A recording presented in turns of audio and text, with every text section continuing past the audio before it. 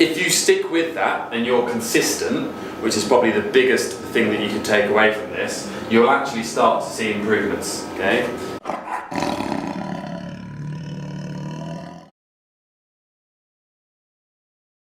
Hi guys, welcome to another video. We'll start off by saying Happy New Year. We're now in 2018.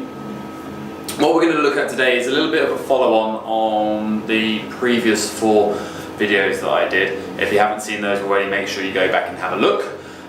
Really good process in order to find out what you really value, how to set the goals and how to achieve them. This is a follow-on because typically at this time of year everyone sets a goal or wants to work towards something, and this is typically examples of what people look at. So I'll just go through the ones that I've listed down here. So these are going to the gym 4 times a week, running 3 times a week. You might be wanting to look at your diet, so no carbs after 6 PM, tracking your calorie intake, meal preparation, or doing something like mobility or yoga.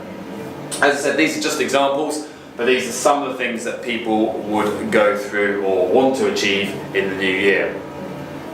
The reason why I've brought this up is I just want to explain briefly why you should only do this one thing that I'm going to talk about and not all of these at once, okay?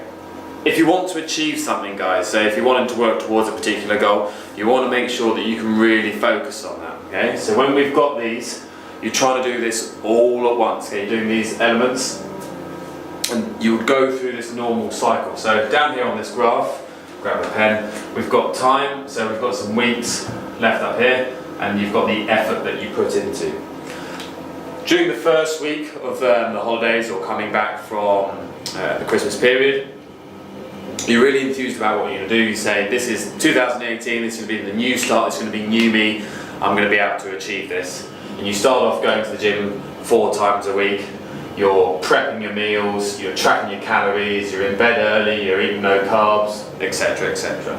You start off, you've got loads of effort, you're making good progressions, and then into the second week you start to notice this little trend of actually things are a little bit harder than you thought. You start to inform yourself of the process rather than just seeing all the shiny, glamorous things. You're actually informing yourself of what you're having to do. And you start to lose a little bit of motivation. So your effort actually starts to decrease, okay? This is perfectly normal. This is what everyone's going to go through at some point in their life. As you go through this, you come to this area. This could be anywhere between, I mean, on here we've got 3 to 4 weeks, but it might happen after, it might happen before. You'll go through this area that we refer to as a valley of despair.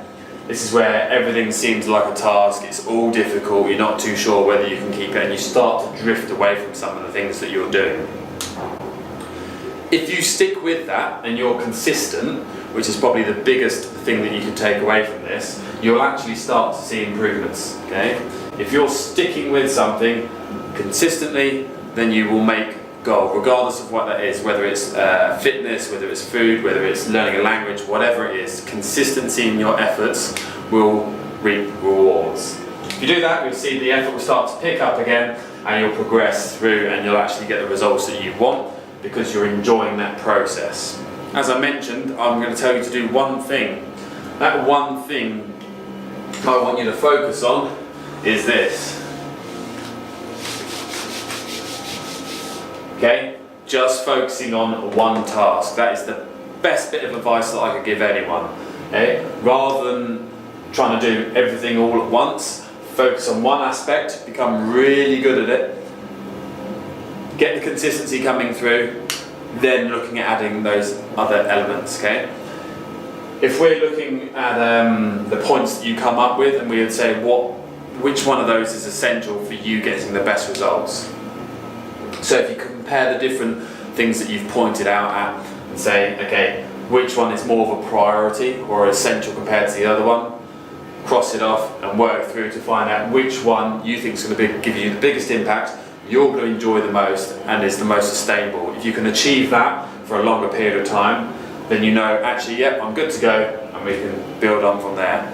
Okay guys, I hope you found that useful. If you want to if you've done this sort of task and you know what you want to do, make sure you go back and have a look at the other videos that I did as well, which is on setting a goal and making sure that it's achievable for you. and actually how to adhere to it being a valuable goal that you will set to on the long run, then make sure you go back and have that. If you've enjoyed the video, make sure you give it a thumbs up, give us some comments if there's anything else that you want to see on goal setting and how to achieve it.